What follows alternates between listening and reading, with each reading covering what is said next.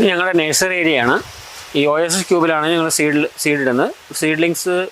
സീഡിട്ട് ആയി ഒരു 4 ദിവസം ഇവിടെ കഴിഞ്ഞിട്ട് ഇങ്ങോട്ട് മാറ്റും.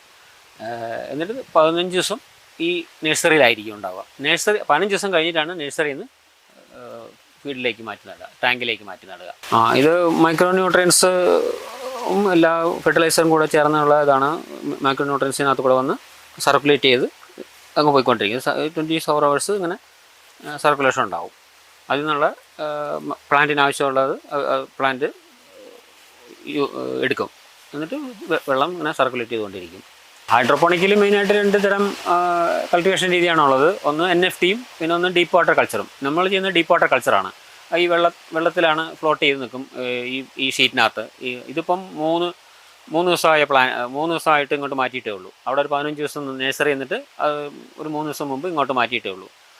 അത്രയും പ്രായമുള്ളൂ. 3 ദിവസത്തെ ഈ ടാങ്കിൽ നിന്നിട്ട് 3 ദിവസത്തെ ഒരു പ്രായം വരുന്ന പ്ലാന്റ്സുകളാണ് ഇതൊക്കെ.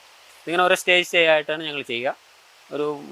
ഓരോ ടാങ്കിലും ഒരു 5 ദിവസം അല്ലെങ്കിൽ 3 ദിവസത്തെ ഗ്യാപ്പിൽ പ്ലാന്റ് ചെയ്ത് പോകും. അപ്പോൾ ഹാർവെസ്റ്റിങ്ങിന് അപ്പോൾ അത് കുറച്ചുകൂടെ കറക്റ്റായിട്ട് വരും. കറക്റ്റായിട്ട് കിട്ടും ഹാർവെസ്റ്റിങ്ങിന്. ആഴ്ചയിൽ 2 ദിവസമാണ് ഞങ്ങൾ ഹാർവെസ്റ്റ് ചെയ്യുക. അപ്പോൾ അതിന് കണക്കാക്കിയിട്ട് ഞങ്ങൾ സീഡ്ലിങ്സ് പ്ലാന്റ് ചെയ്യുക.